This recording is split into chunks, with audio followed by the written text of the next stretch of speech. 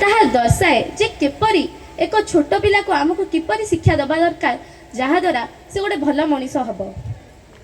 ଶ୍ରୀ ସତ୍ୟସାଇ ବାବା ଆମକୁ ବହୁ ସବୁ କଥା ଶିଖାଇ ଯାଇଛନ୍ତି, ଯେପରି କି ସମସ୍ତଙ୍କୁ ସେବା କର, କାହାର ଅନିଷ୍ଟ ନ କର, ସମସ୍ତଙ୍କ ମଙ୍ଗଳ ପାଇଁ ଚାହ ଇତ୍ୟାଦି। ଯେପରି ଗୋଟେ ମଣିଷକୁ ଭଲ ଗଠନ କରିବା ପାଇଁ ଆମକୁ ପ୍ରଥମେ ତାକୁ ଭଲ ଶିକ୍ଷା ଦେବା ଦରକାର।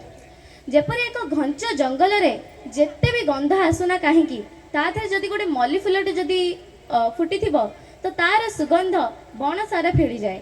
ସେପରି ଏକ ସମାଜକୁ ଭଲ କରିବା ଲାଗି ଆମକୁ ପ୍ରଥମେ ଗୋଟେ ମଣିଷକୁ ଭଲ ଗଢ଼ିବା ଦରକାର।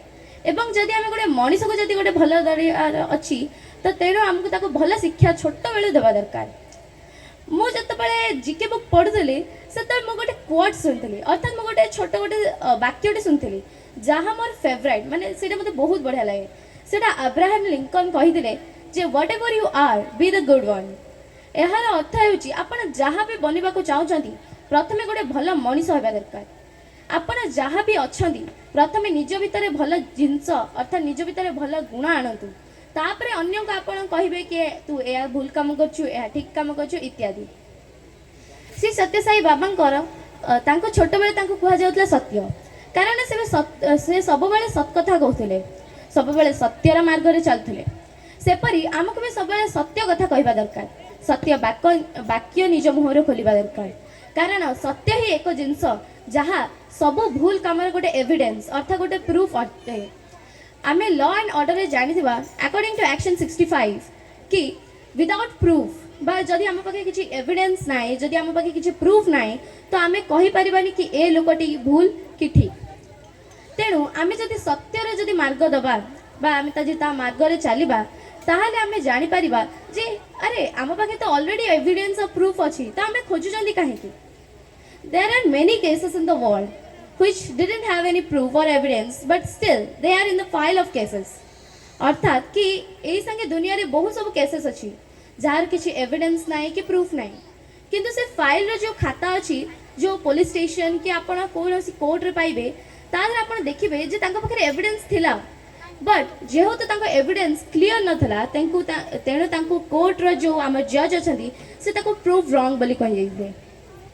एही संगे कलिजुग रे किछि ठीक नाही किए भूल कथा कहूची किंतु आउ सब ताको सपोर्ट करछंती, आउ सब ता पछे लागि कि ना ये ठीक कहूची। तेणु आमको सब ठीक बाटर चलवा दरकार, ठीक मार्ग रे चलवा दरकार। भगवान श्री सत्यसाई बाबा कहते तमे मो आड़े खाली गोटे पाद चल मु तुम आदि की 100 पाद चलि। आपण मैंने जानते कि आमर ये श्री सत्यसाई संगठन अच्छी, आपण मैंने भावुवे कि संगठन टी कहीं अच्छी, आम तो घरे तो पूजा कर ठाकुर को ये संगठन टी अच्छी कहीं। तो चलते मुझे यार टिके खाली कथा कहूँ कि यहीटा कहीं अच्छी कौन पाई अच्छी। बहु मनीषों भितर बहुत खराब गुण अच्छी, किए क्या साहाय्य करूनी तो किए क्या साहाय्य करने को चाहूनी, किंतु यही संगठन में सेमिता किसी ना। अकॉर्डिंग टू साइकोलॉजी आम माइंड 3 टाइप्स से divide as conscious, unconscious and subconscious. It means कि कॉन्शियस आम जो माइंड अच्छी से आम जहाँ नित्य कर्म करमती खाइबा गाधेबा ताको सब कंट्रोल करे, एवं सबकॉन्शियस माइंड ताको कंट्रोल करे कि आमे से जो कॉन्शियस वर्क गुड़ा करछंती जहाँ आम नित्य कर्म हेटा को टाइम रे केतेबेले करबा उचित।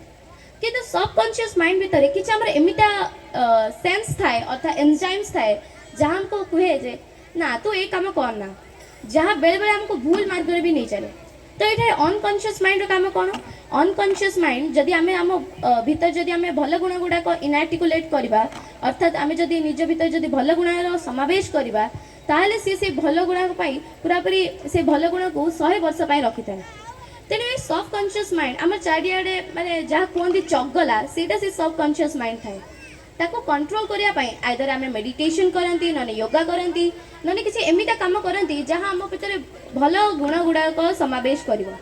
से संगठन में बहुत सब प्रार्थना मंत्र वेद सूत्र आदि अच्छी जहाँ आम जदि शुणा जहाँ आम जदि कहवा तो यह आम नित्य कर्म बहुत हेल्प आसो।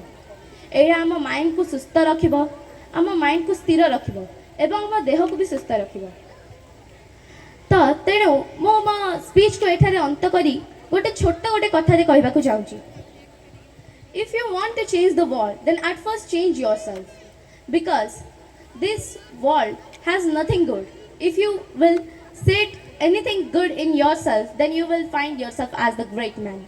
यार अर्थ होची जदि आपण दुनिया को जदि आपण चेंज करबा को चाहुचदी बदलबा को चाहुचदी देन प्रथमे निज को प्रथमे बदलंतु निजरे से सब भल गुण आणंतु जहा आपण को गोटे भल मनीष एवं गोटे महान पुरुष गठन करबा। ओम श्री साई।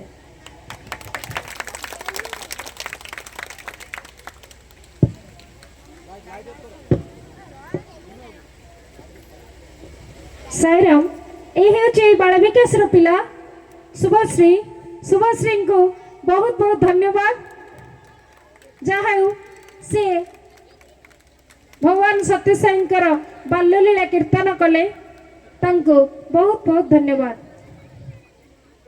साईराम